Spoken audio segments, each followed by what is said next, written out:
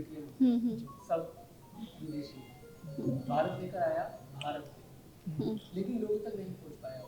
अभी आपने क्या मतलब आगे क्या प्लान है, कैसे तक लोगों तक पहुंचाएंगे? अभी तो ज्यादा लोग नहीं है, आगे क्या मतलब रोड में तैयार करा होगा, उसके लिए आपको दूसरे सोशल मीडिया का इस्तेमाल करना पड़ेगा। किसी भी चीज़ की शुरुआत होती है तो हम ये जानते हैं कि शुरुआत अकेले होती है, कारवां धीरे धीरे साथ चलता जाता है। तो अगर हम ये सोचें कि हमारे साथ बहुत सारे लोग आ जाएंगे फिर हम कोई इनिशिएटिव लें तो शायद हम वो काम नहीं कर पाएँ। जो अच्छी चीज़, जो अच्छा विचार हमारे दिमाग में आता है उसका इम्प्लीमेंटेशन होना चाहिए। अगर हम एक गुड कॉज के लिए एक सही काम कर रहे हैं तो पब्लिक हमेशा हमारा साथ देगी। आज आप बात अगर करते हैं तो जुकरबर्ग ने जब शुरू किया था फेसबुक, वो सिर्फ कुछ लोगों की एक कोर टीम थी, 6 से 8 लोगों की, और आज आप देख रहे हैं कि वो किस तरह से पूरे विश्व में चर्चित है। तो शुरुआत हमेशा छोटी होती है, लेकिन अगर आपके विज़न बड़े हैं, आपके विज़न क्लियर हैं, आप लगता है कि आप सच में कुछ बेहतर कर रहे हैं तो पब्लिक आपको ज़रूर आपका साथ देती है, आपको अप्रिशिएट करती है।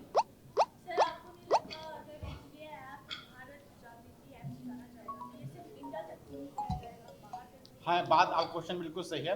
इंडिया में इसका नाम भारत जागृति है, लेकिन इसको हम 27 कंट्रीज में जल्द ही लॉन्च करने वाले हैं श्रीपुरम ऐप के नाम से, ताकि हमारे सनातन संस्कृति का नाम भी ऊंचा हो और हिंदी का नाम हिंदी पूरा विश्व फैले। फीचर सही रहेंगे, बस इसका नाम बदलेगा और इंडिया के 27 कंट्रीज में, वर्ल्ड के 27 कंट्रीज में जल्दी प्रकाशित होगा।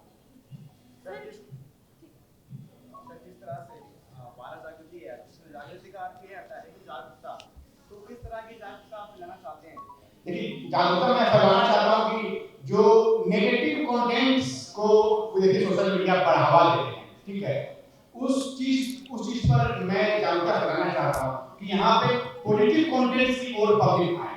इसलिए मैंने व्यूज की जगह लाइक से मोनेटाइजेशन रखा है। इसी तरह जागरूकता फैलाना चाहता हूँ कि देश को तोड़ने वाले, देश के टुकड़ा टुकड़ा करने वाले जो नारे लगाते हैं, उन वो लोग सोशल मीडिया हीरो ना बने। देश को अखंड भारत बनाने वाले लोग, देश को जोड़ने वाले लोग इस सोशल मीडिया पर हीरो बने, वो आ गया है। नहीं, अब इसका रिप्लाई मुझे बात करने का मतलब क्या, बीजेपी आ गई क्यों? राजनीति की बात होती है, आप दूसरे पार्टी का नाम क्यों नहीं लेते? इसका मतलब कि दूसरी पार्टी राजनीति नहीं सोचती क्या? नहीं, इसका एक जवाब मैं भी दे रही हूँ कि जब हम अगर बात करते हैं कि हम देश के टुकड़े होने से बचा रहे हैं या हम राष्ट्रवादी विचारधारा से हैं, तो राष्ट्रवादी विचारधारा तो किसी भी पार्टी के शासनकाल में हो सकती है ना। एक इंसान जो अपने नेशन से प्यार करता है, अपने राष्ट्र से प्यार करता है, वो किसी दल की बात नहीं करता। आपको क्या लगता है कि इस देश में वैसी कोई सत्ता होनी चाहिए, वैसी कोई सरकार होनी चाहिए जो इस देश के हित के बारे में ना सोचे और उसे सत्ता में होना चाहिए? ऐसा नहीं होना चाहिए। रॉन्ग परसेप्शन सबसे पहले हमें अपने दिमाग से हटाना है कि अगर हम राष्ट्रहित की बात करते हैं, अगर हम ये कहते हैं कि हम राष्ट्रवादी हैं, तो इसका मतलब कि we are loving our nation, not we are supporting BJP और एनी दिस और दैट टाइप ऑफ पार्टीज। पार्टियां आती रहेंगी, सत्ताएं बदलती रहेंगी, लेकिन देश हमारा बचा रहना चाहिए और हमारी जो लॉयल्टी है वो हमारे देश के लिए, हमारे राष्ट्र के लिए।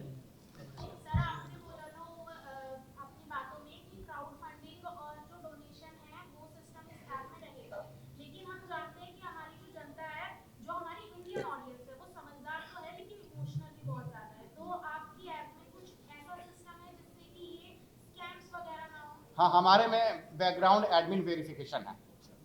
कोई भी चीज यहाँ पर रिवोल्यूशन ऑर्गेनाइजर हुआ, क्राउड फंडिंग हुआ, हर चीज एडमिन से वेरीफाई होगा, उसके बाद ही पोस्ट होगा। इसलिए कोई भी स्कैम होने के चांसेस नहीं। आपका रेवेन्यू मॉडल क्या है? लेकिन रेवेन्यू मॉडल को मैं डिस्क्लोज नहीं कर सकता, क्योंकि वो किसी भी जर्नलिस्ट को नहीं करना चाहिए। वो जो आईडी बनाए हैं, उनको जो रेवेन्यू आया जाएगा, उसमें आप चर्चा करेंगे, पर किस तरह वो तो प्रक्रिया मैंने बता दिया है, कैसे के स्टेटस है, क्या उसमें स्क्रीन से हमारे में बता दिया है, पर लिखा हुआ है ट्रांसपेरेंसी के साथ, ठीक है। और जो भी यूजर्स का पेमेंट है, जितना पेमेंट करेंगे हम मार्केट से उतना अर्न कर लेंगे और अर्न करके यूजर को पेमेंट करेंगे। और हम सारा कुछ ट्रांसपेरेंट दे रहे हैं, हमारा कुछ भी हिडन नहीं है कि किसी एक यूज़र के लिए कुछ ज़्यादा है, किसी के लिए कम है। हमारा जो कुछ भी है सब कुछ नोटिफाइड है, बिल्कुल ट्रांसपेरेंट है। जो हम एक यूज़र को दे रहे हैं वही हम दूसरे को भी दे रहे हैं, तो इसमें कोई हिडन एजेंडा नहीं है।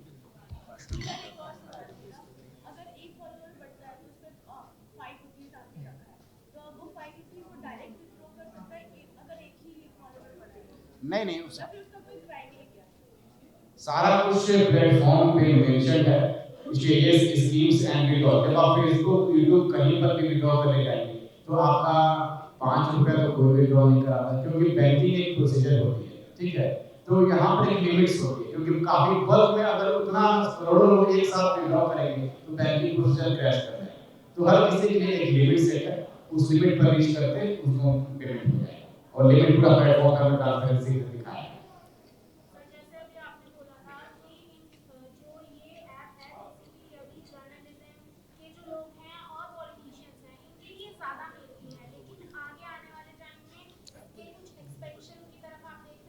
इसके एक्सपेंशन की तरफ हम अभी से देख रहे हैं, आगे की बात नहीं है ये। इम्पॉर्टेंटली जैसे आप बोले कि परसेंटेज, अभी हमने इसका परसेंटेज मीडिया और पॉलिटिकल और एंटरप्रेन्योर्स के लिए ज़्यादा रखा है, लेकिन इसमें हम हर तरह के आर्टिस्ट हों, कलाकार हों, जो आपके ये हमारे इनोवेटर्स हों, किसी भी तरह के लोग किसी भी क्षेत्र में कुछ भी अच्छा कर रहे हैं। एक तरह से समझिए कि ये एक इनकरेजिंग प्लेटफॉर्म है जहां आप अपने किसी भी तरह के हुनर को ला सकते हैं, और आपको सेल्फ प्रमोशन की यहाँ पे एक बहुत ये अच्छी जगह है।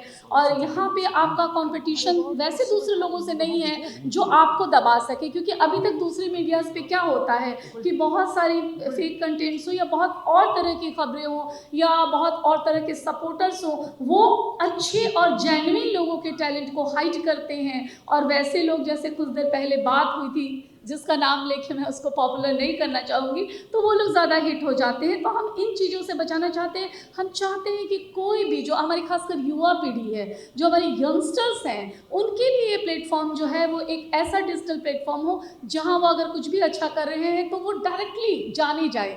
हम उन्हें एक नेम एंड फेम देने के साथ साथ उनको फाइनेंशियल स्टेबिलिटी भी देना चाहते हैं।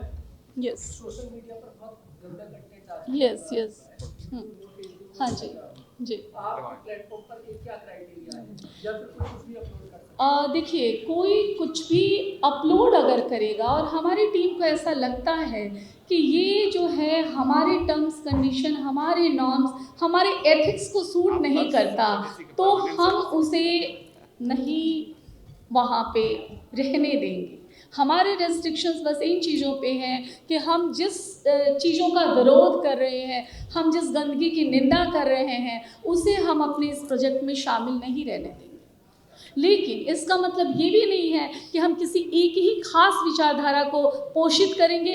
हम सबके लिए एक बराबर की जगह दे रहे हैं। आप सभी, अगर हो सकता है कि कोई हमसे अलग मत का हो, लेकिन स्वागत है तब तक जब तक कि, मैंने हमेशा कहा कि वो चीज़ें सोसाइटी के लिए हार्मफुल नहीं हो, वो हमारी जो बोला जाता है कि एक परंपराएं हैं या जो हम एक इंडियंस एथिक्स है उसको बहुत हर्ट ना करती हो। इसके अलावा बाकी चीज़ों में हम काफ़ी लिबरल हैं और हम सभी को इंडिपेंडेंटली एक स्वतंत्रता देंगे कि वो अपनी चीज़ों को पोस्ट कर सके, क्योंकि हम ज़्यादा रिस्ट्रिक्शंस लगाएंगे तो फिर लोग हमसे नाखुश होंगे। भारत जागृति जो ऐप है, जी, मेरा लास्ट क्वेश्चन है, हाँ जी। भारत जागृति ऐप है उसको दूसरे ऐप से किस तरह से अलग करता है? देखिए, एक मिनट, टेक्निकल पे मैं हमारे, आपको- हाँ मैं न भारत जागृति ऐप के फाउंडर्स में से हूँ, न मैं इस सारी टीम का हिस्सा हूँ, लेकिन फिर भी मुझे आपसे मुखातिब होने के लिए मेरा नाम डॉक्टर अश्विनी महाजन है। गूगल करेंगे तो सब ध्यान में आ जाएगा। राष्ट्रीय स्वयंसेवक संघ का एक संगठन है स्वदेशी जागरण मंच, और उसका राष्ट्रीय सह संयोजक। मैं इस कार्यक्रम में इसलिए यहाँ पर उपस्थित हुआ हूँ कि देखिए, ये कोई ऐप के बारे में हम बात नहीं कर रहे कि एक और ऐप आ गई, इसके बारे में बात नहीं। हम ये बात कर रहे हैं कि अभी तक की जो ऐप्स हैं, अभी तक के जो सोशल मीडिया कंपनीज हैं, वो कौन हैं, वो क्या कर रही हैं, इसके बारे में हमें ज़रूर विचार करना चाहिए। वो क्या जो कुछ फेसबुक को फ़ायदा होता है एडवर्टीजमेंट से, जो कुछ फेसबुक को फ़ायदा होता है अन्य स्रोतों से, क्या उस पर वो टैक्स देती है? नहीं देती। गूगल कोई टैक्स नहीं देता, फेसबुक कोई टैक्स नहीं देता, व्हाट्सएप कोई टैक्स नहीं देता, मेटा कंपनी कोई टैक्स नहीं देती। मैं बहुत जिम्मेवारी के साथ ये बात कर रहा हूँ। जहाँ ग्रोथ हो रही है वहाँ टैक्स नहीं मिल रहा, लेकिन वो कर क्या रही है? वो अपने लॉगरिथम उनके हाथ में है, उनके जो कोड्स हैं वो उनके पास है। हमारे देश की सरकार के पास नहीं है, हमारे देश के प्रधानमंत्री के पास नहीं है, हमारे देश के टेक्नोलॉजी मंत्री के पास नहीं है। तो वो क्या करेंगे उसका? जब भी देश में अव्यवस्था फैलानी हो तो वो सबसे आगे होकर के काम करेंगे। भारत सरकार को अगर ब्लैकमेल करना हो तो सबसे आगे बात करेंगे। मैं आपको एक बात बताता हूँ, अमेरिका में ट्विटर नाम की एक कंपनी थी, आजकल एक्स हो गई। ट्विटर के जो मालिक थे वो प्रेसिडेंट ट्रंप को पसंद नहीं करते थे, प्रेसिडेंट को पसंद नहीं करते थे, उन्होंने अकाउंट ब्लॉक कर दिया। आप समझ सकते हैं कि कितनी ताकत इन कंपनियों के पास होती है। लेकिन अगर वो ताकत मेरे देश के पास है, मेरे देश की कंपनी के पास है, जिस पर कभी भी सरकार या समाज उस पर नियंत्रण कर सकता है, आज ये नियंत्रण खो चुका है और इसके कारण देश में, समाज में अव्यवस्था फैलाने का पूरा तरीका उनके पास है। आप श्रीलंका में क्या हुआ, आप बांग्लादेश में क्या हुआ, नेपाल में क्या हुआ, हमें इस बात की, लेकिन हमारा एक महान राष्ट्र है। मैं इस टीम को बधाई देता हूँ कि उन्होंने कम से कम एक प्रयास तो किया है। एक फेसबुक का, एक इस प्रकार के जो विदेशी प्लेटफॉर्म्स हैं, अभी आपने बताया, मुझे इस फीचर के बारे में मालूम नहीं था कि इसमें कलाकार भी अपनी कृतियों को, अपने रील्स को डाल सकते हैं। आपको याद है एक टिकटॉक नाम की कंपनी होती थी, तो उसमें किस प्रकार की रील्स आती थी, उस पर कोई नियंत्रण नहीं था। वो इतनी बड़ी कंपनी हो गई, $100 बिलियन की कंपनी हो गई। और मुझे इस बात का बहुत गर्व है कि हमारे प्रयास से, स्वदेशी जागरण मंच के प्रयास से उस पर हम प्रतिबंध लगा सके। और केवल उस पर प्रतिबंध नहीं लगा, पूरी चीन की जितनी भी ऐप्स की श्रृंखला थी उस पर हमने प्रतिबंध लगाया। मुझे लगता है कि आपके माध्यम से, मीडिया के माध्यम से मैं आप सबको निवेदन करता हूँ कि इस चीज़ को हम जितना ज़्यादा फैला सकें, जितना ज़्यादा इसका प्रचार प्रसार कर सकें, ताकि ये मामला इस भारत जागृति ऐप का नहीं है, ये मामला भारत का है, भारत की अस्मिता का है, भारत की सुरक्षा का है। ये सुरक्षा से भी जुड़ा हुआ मामला। आपको मालूम कि ये जो टिकटॉक और ये जो विदेशी जो वह है, ये जो भी हमारे जवान उन पिक्चर्स को, उन रील्स को देखते थे, उनकी पोजीशनिंग उनके पास होती थी। और आपने प्रिसीजन अटैक्स देखे हैं अभी, जिस प्रकार से अमेरिका ने उस पर प्रिसीजन अटैक किया, ऐसे ही अटैक हमारे जवानों पर, हमारे लोगों पर, हमारे नेताओं पर, वो किसी भी पार्टी के होंगे, कहीं से भी अटैक हो सकता है। इसलिए ये सारा डाटा हमारे पास होना चाहिए, डाटा की संप्रभुता हमारे पास होनी चाहिए, सोशल मीडिया हमारे पास होना चाहिए, ताकि हम अपने देश के विचारों को, देशभक्ति की बातों को और ज़्यादा आगे बढ़ा सकें। देश के जो दुश्मन हैं या देश को जो तोड़ना चाहते हैं या देश के लिए घातक है या विदेशी हाथों में काम कर रहे हैं, उन सबको रोकने की जरूरत है। धन्यवाद। सर जी बताएं। सर, भारत सरकार को, जैसे आपने बताया, जिस सुरक्षा की बात आपने करी, भारत सरकार को अगर ये ऐप से भारत को वाकई में सुरक्षा की दिक्कत है तो सरकार इन ऐप को बैन क्यों नहीं करती है? अगर ये ऐप बैन हो जाएंगे तो अपने आप भारत जागृति लोगों तक पहुंच जाएगा। नियंत्रण जारी है। देखिए, अंतर्राष्ट्रीय समझौते भी कोई चीज़ होती है, अंतर्राष्ट्रीय संबंध भी चीज़ होती है। और दूसरा, हमारे युवा पीढ़ी को समझाने की भी ज़रूरत है कि क्या ठीक है और क्या गलत है। अगर समझाए बिना हम कुछ भी एक्शन करते हैं, सरकार कुछ भी एक्शन करती है, तो उसका कोई भी बुरा असर हो सकता है। इसलिए समाज को समझाना और समाज को समझाने के साथ साथ देश के खिलाफ जो भी शक्तियां काम कर रही हैं उन पर नियंत्रण करना। अभी भारत सरकार इन सब विषयों पर लगातार काम कर रही है, इतना मैं जानता हूं। मैं भारत सरकार का हिस्सा नहीं हूं, लेकिन सरकारी नीतियों में हमारा हस्तक्षेप कई बार रहता है। इस मामले में मुझे मालूम है कि सरकार बहुत सारे तरीके से इन सब के ऊपर नकेल कसने की बात कर रही है। अब आप ये देखिए, एक दिन में हमने जो रियल मनी ऐप गेम्स थी जिस पर जुआ चलता था, हमने उसको बैन किया है। एक दिन बहुत शक्तियां काम कर रही थी, लेकिन हम बैन कर सके। हमने टिकटॉक $100 बिलियन की कंपनी को बैन किया है। ये भारत की ताकत है, और इसी ताकत को ये हमारे समाज की ताकत है, सरकार की ताकत नहीं कह रहा हूँ, समाज की ताकत है। इस समाज की ताकत को और बढ़ाने की ज़रूरत है, और भारत जागृति ऐप जैसी जो हमारे एंडेवर्स हैं, इससे इन सब काम को करने में हमें और ज़्यादा सुविधा होगी। मैं स्वदेशी जागरण मंच की तरफ से आपको आश्वस्त करना चाहता हूँ कि आपको किसी भी प्रकार की किसी भी फंडिंग की ज़रूरत होगी, किसी भी प्रकार की कहीं से भी आपको सहायता की ज़रूरत होगी, सरकारी मदद की ज़रूरत होगी, उन सब कामों में हम आपके साथ हैं। बहुत आभार सर।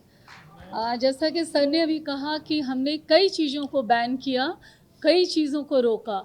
जो ये ऐप हमने डेवलप किया है वो कहीं ना कहीं हमने उसका एक अल्टरनेट विकल्प दिया है कि जैसे लोग अब जब परेशान होते हैं कि अरे हम नहीं बना पा रहे टिकटॉक, आप रील बनाओ ना, अच्छी रील बनाओ, आप ढंग की चीज़ें बनाओ। मतलब आप सही और गलत में फ़र्क करना सीखो, और हम एक प्लेटफॉर्म दे रहे हैं जहां आप अपने हिसाब की चीज़ों को मतलब डाउनलोड कर सको, और आपको जो भी एक प्रचार चाहिए, इंटरटेनमेंट चाहिए, खबरें चाहिए, या अपना खुद का व्यक्तित्व जहां आपको निखारना है, उसके लिए ये ऐप है आपके पास। क्योंकि जब हम चीज़ों को बैन करते हैं तो उसका अल्टरनेटिव भी हमें देना ज़रूरी होता है, क्योंकि हम चीज़ों को ज़्यादा समय तक रोक के नहीं रख सकते। तो हम एक बेहतर विकल्प के रूप में भारत जागृति ऐप को ले आ रहे हैं।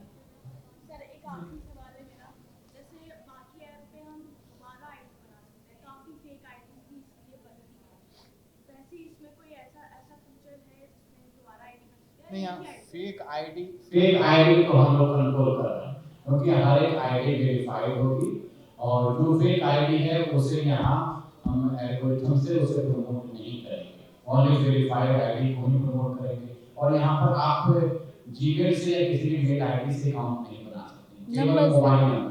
तो फेक आईडी को बनाने का प्रयास भी करेगा, मोबाइल नंबर और आधार कार्ड तो लिंक है ना, तो आप आधार कार्ड लिंक के बिना कैसे बनाएंगे? जब हमने रिस्ट्रिक्ट किया है कि बिना हम आधार कार्ड लिंक के आपका नहीं बनाएंगे, तो फिर फेक आईडी की गुंजाइश नहीं है। हम देखिए, अब बात कहना चाहूँगा, क्या आप लोगों को पता है कि कितना पैसा विदेशी सोशल मीडिया के चलते देश से हर साल कहा जाता है? लगभग 30,000 करोड़ हर साल इस देश से बिना टैक्स, जैसा कि सर ने कहा, बिना टैक्स के इस देश से बाहर जाता है। तो वो किसका पैसा हुआ? आपका और हमारा पैसा हुआ।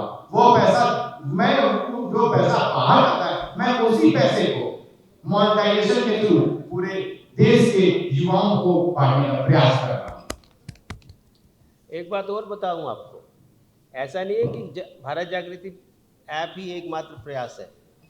हम व्हाट्सएप का एक विकल्प लेकर आए हैं आराताई के नाम पर, जीमेल का एक विकल्प लेकर आए हैं जोहो मेल के नाम पर, और मुझे गर्व है कि जोहो कॉरपोरेशन के जो मालिक हैं बहुत बड़ी हस्ती हैं, लेकिन उन्होंने अमेरिका में रहना स्वीकार नहीं किया। अमेरिका में उन्होंने कंपनी बनाई थी, लेकिन उनके मन में आया कि मैं भारत में जाता हूँ। उन्होंने भारत के एक छोटे से गांव में, तेनकाशी नाम है उसका, तमिलनाडु में, वहाँ जाकर के अपनी कंपनी स्थापित की। एक साल में उनका प्रॉफिट 8,000 करोड़ रुपए का है। आराताई, जोहो मेल, जोहो मीट और इस प्रकार के तमाम बड़े जो सॉफ्टवेयर प्रोडक्ट्स बना रहे हैं, वो हमारे भारत में बन रहे हैं, भारत के लोग बना रहे हैं। आपके जैसे छोटे छोटे युवा वहाँ पर बैठ के बना रहे हैं। तो हमें इस बात का गर्व होना चाहिए, और ज़्यादा से ज़्यादा हम इस सोशल मीडिया में, इस टेक्नोलॉजी के युग में हमारे जो स्टार्टअप्स हैं वो आगे काम करें। मैं अभी 6 दिन पहले BDIA करके एक संस्था है, एक एसोसिएशन है, जिसमें जो टेक्नोलॉजी कंपनियों की एसोसिएशन है, भारत की टेक्नोलॉजी कंपनियों की एसोसिएशन, वहाँ भी जा कर के मैंने यही कहा है कि भारत की जितनी टेक्नोलॉजी कंपनियाँ हैं जो गूगल के खिलाफ काम करें, जो मेटा के खिलाफ काम करें, जो विदेशी कंपनियों के खिलाफ काम करें और भारत को उन्नत बनाना चाहती हैं, स्वदेशी जागरण मंच हमेशा उनके साथ खड़ा है और एक उसका बहुत बड़े उदाहरण आपको बहुत जल्दी देखने को मिलेंगे। धन्यवाद। उम्मीद है आपके क्वेश्चन अब शायद खत्म हो गए हों।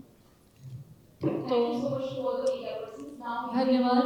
ओम चंद्रमा मनसो जातश्चक्षुः सूर्यो अजायत श्रोत्रात् वायुश्च प्राणश्च मुखादग्निरजायत स्वस्ति न इन्द्रो वृद्धश्रवाः स्वस्ति नः पूषा विश्ववेदाः स्वस्ति नस्तार्क्ष्यो अरिष्टनेमिः स्वस्ति नो बृहस्पतिर्दधातु प्रेकादशवामरुताः प्रश्नेमातराः शोभाञ्जावानो विदते को जगमायाः अग्ने जिह्वा मानवाः सोरचक्षस विश्वे नो देवा अवसागमन्यः हरि ओम शांति शांति शांति। जय श्री पूरम, जय ब्रह्मा।